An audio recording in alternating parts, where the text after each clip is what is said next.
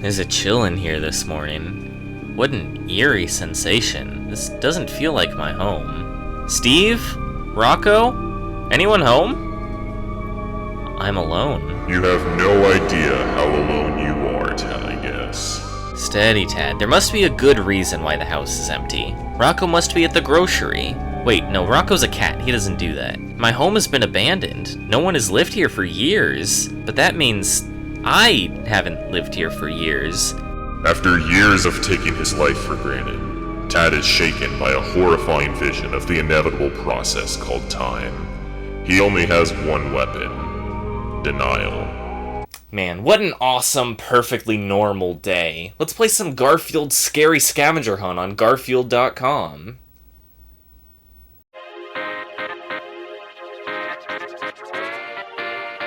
Garfield's Scary Scavenger Hunt is a special game. I know that sounds stupid. This is a flash game about the funny cat who hates Mondays, but this game and its sequel are surprisingly beloved, and for good reason. Since I'd rather avoid dealing with whatever's going on around me here, let's finally talk about it. I have a ton to say about these games.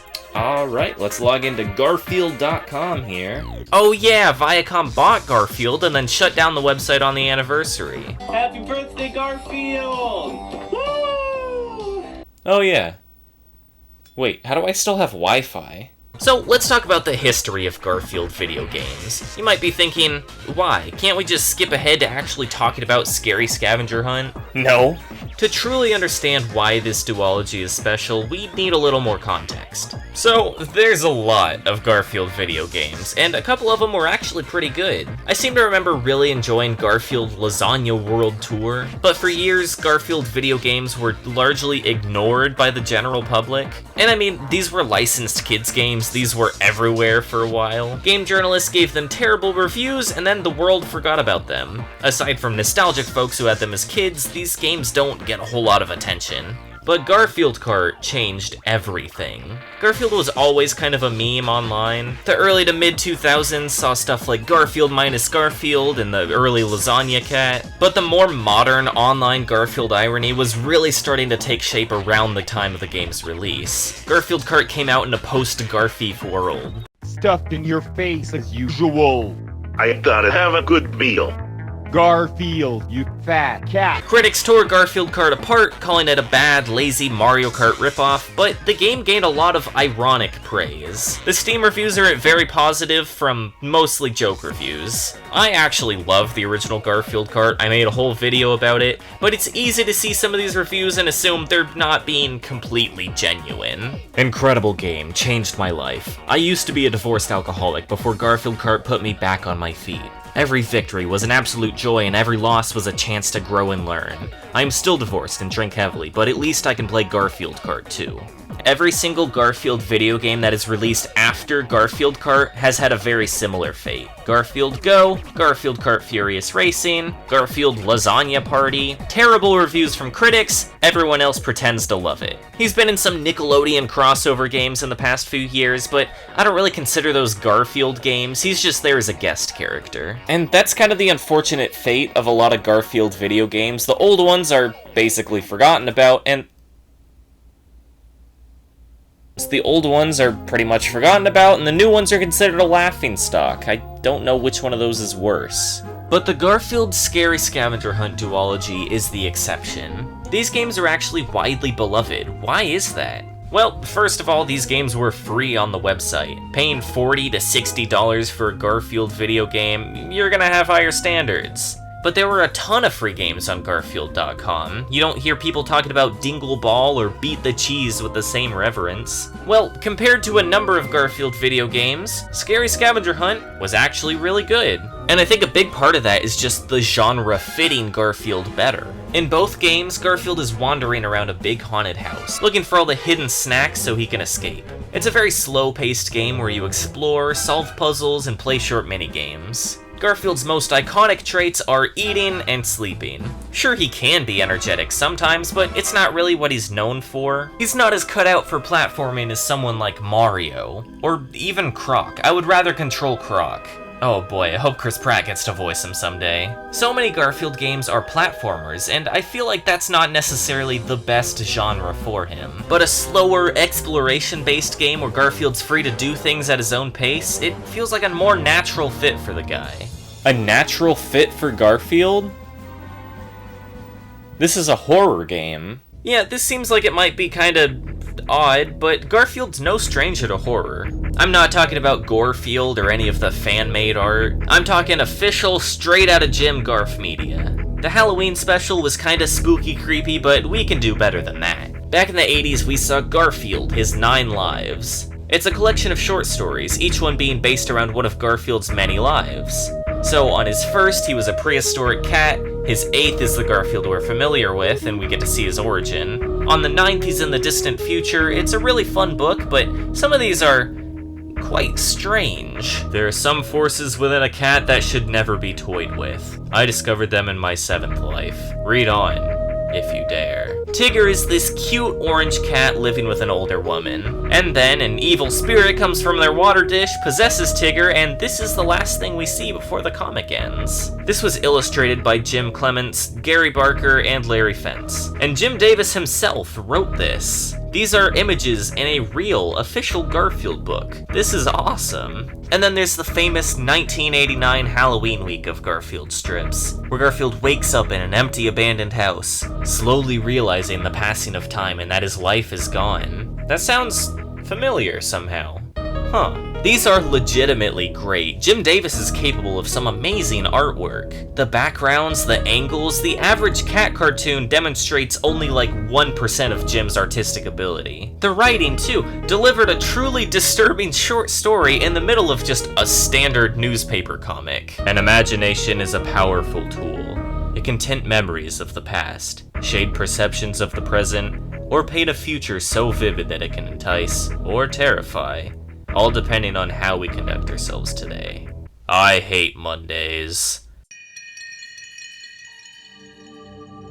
So, Garfield and horror can mix pretty well, but horror games are a little different from a comic. A horror game puts you in the situation, you're the one in control. It's gotta have plenty of atmosphere to immerse you, and plenty of stuff jumping out at you screaming. And Garfield's got it all. As you walk around this haunted house, you have to click around to find donuts or tools you can use to find donuts. And like 90% of clickable objects are just going to be a screamer. Garfield has a scarometer, or scarometer, whatever. You get scared too many times and you lose. So you have to be careful where you click.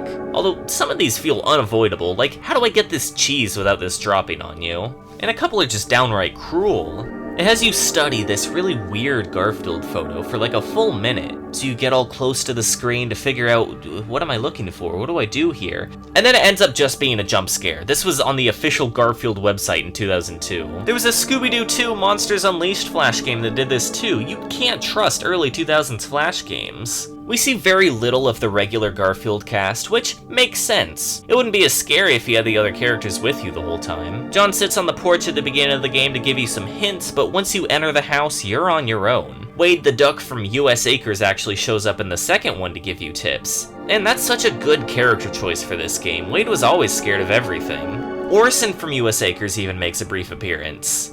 Oh, he's dead.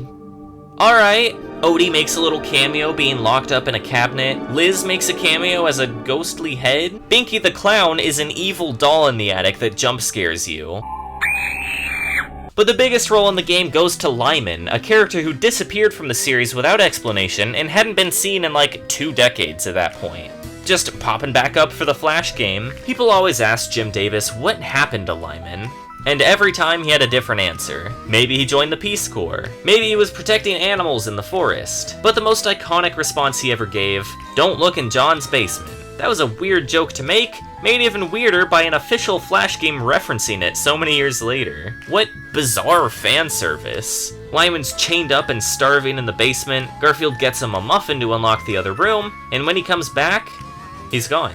Where'd he go? Well, he's actually upstairs taking a shower. And then moments later, he's a decapitated head. In the second game, the decapitated head is being cooked in the oven. Rest in peace, Lyman. You are funny sometimes. There's a lot of fun little details in these games. The code to get into the safe is the date that the first Garfield strip came out. This trumpet in the music room plays the little Odie theme from Garfield and Friends. These games actually use the Garfield source material really well. Like, you can find a newspaper to swat spiders, you can get cheese to trade with the mice. It actually feels like a Garfield game, not a game that just has Garfield in it. This game's really fun, it's nostalgic, but the real reason we all remember this game? Trauma. I was like 5, this game was terrifying. Even outside of the jump scare stuff, for a little guy, the atmosphere is really unnerving.